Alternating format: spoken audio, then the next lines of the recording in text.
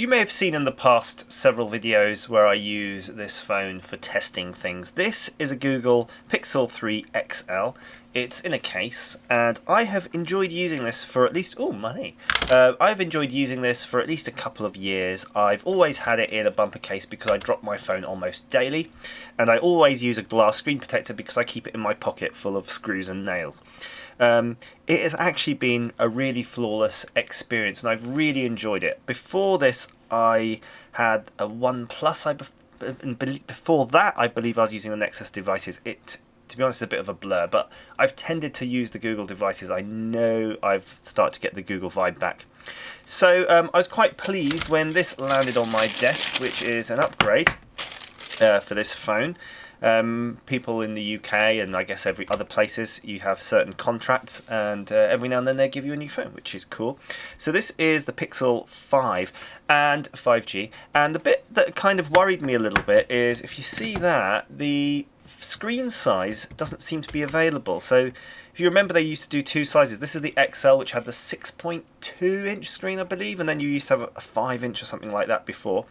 So Google appears to have dropped that, although I heard that the 4XL, the Pixel 4 XL, is so similar to the 5 in that they're kind of the same phone. It's almost like a continuous integration of hardware, and this is like the next iteration of it.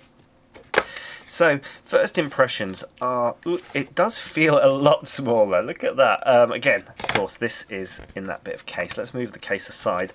Let's really compare them side by side. Yeah, I guess it is smaller, but I'm not going to discount that right away because it could be a little bit hard to see. I'll put the brightness up here, though. You actually have these cutaways and stuff like that, which is kind of cool, useful for getting a bit of extra screen real estate. But I heard that these do go more to the end, to the bezel, so perhaps you're getting it back a little bit. The implication was that if you can get a phone that's a 6 inch, then maybe it's a best compromise and you don't need to make loads of different phones. I think it's probably better for one-handed use. I mean, this is the bit... Okay, the one thing on this that's a little bit unwieldy if you're using it, one-handed, you're walking along or whatever, looking at Reddit or something, UIs tend to sometimes have elements where your thumb has to really reach up to the top, and then you're hitting it with the wrong parts and it messes up. I think potentially with a smaller phone like that, you just have less of a reach, and it's probably okay. So I'm going to knock it on. Let's see if it does anything on the screen. And I am really aware I don't have a screen protector already. I'm going to mess up the screen before I get to clean it, but that's fine. It's not a proper screen, is it, unless you get some dust under it. Now, there is a cutaway right there for the camera. Wow. In fact, hang on a minute. There's no microphone holes or speaker holes or anything.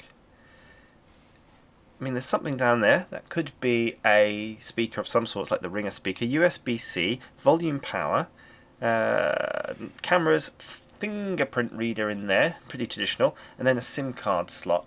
But apart from that, looking at it from the front, yeah, there's absolutely nothing. It's just like a seamless phone. And that's something that always interests me, because today actually I replaced screen protectors on 2 of these phones, and I always wondered, you get this little grill and you're wiping it, I always wonder if the little grill gets full of schmuck, just blocking it up, whereas these, you just don't have that. Wow, so English, United States, no, United Kingdom. Might insist me on putting a SIM in, yeah, I'm probably going to have to put a SIM in. But look, you can have an eSIM in this if you so desire. So I'm going to skip, let's see what happens. How far does it actually get?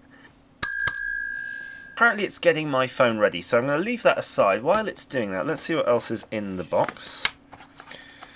So you get your various, I think your charger should be in. There's your book, there's your SIM ejector pin. And I do like the Google chargers. I'm really pleased with that, by the way, that they have a charger. But what's really more important, it's so fast. I'm so happy with my Google Pixel 3 XL charging solution. I'm glad they've pretty much included the same sort of thing. And in the UK, this is important. Look, if you travel a lot like I do, that really helps get it in your bag a bit better. And then it's USB-C both sides.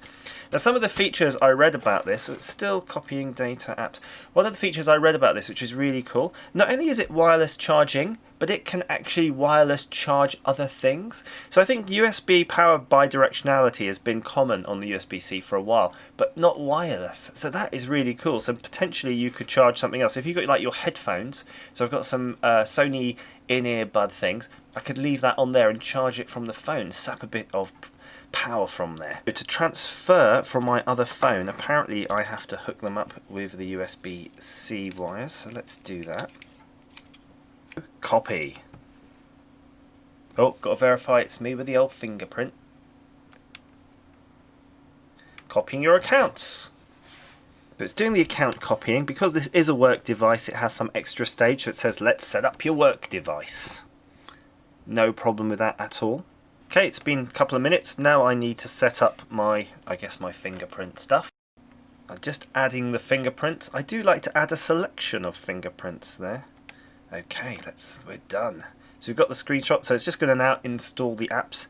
And I know I'm cutting the video, but all of this is just taking seconds. It's not sitting there for hours, it's literally just taking seconds. Go. Well, that didn't take any time at all. Literally, it was already done. I can't believe it's that quick, frankly. I guess there's a few on-phone things I'm going to have to set up, but right now I'm pretty pleased. I think the actual Android store will start downloading items in the background as well. The first thing I've actually imported properly, because you have to export it explicitly, is your Google Authenticator keys, and that was really easy. I remember in the past that being a bit of a nightmare, but they've certainly made that process super easy, so I am super chuffed. So I guess the only thing left for me to do is to sit and install all my apps and sort it out. What's cool is that really this phone is serving as a tablet right now, or will be once I move the SIM card, so I don't have to commit totally.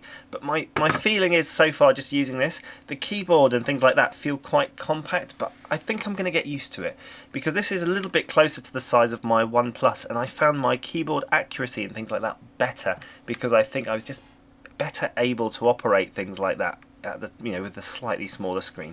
So it's going to take some getting used to, but if you're sitting on the fence about these, I mean, you can see loads of reviews about them on YouTube. I was going to say eBay. There probably are eBay reviews as well.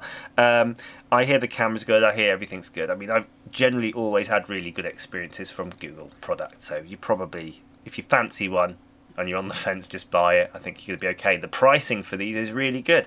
These were really expensive when they came out first. I don't know how much. They're probably nearer the £1,000 mark, whereas I think these are half the price. So I think you're getting a lot of phone for quite a lot less money.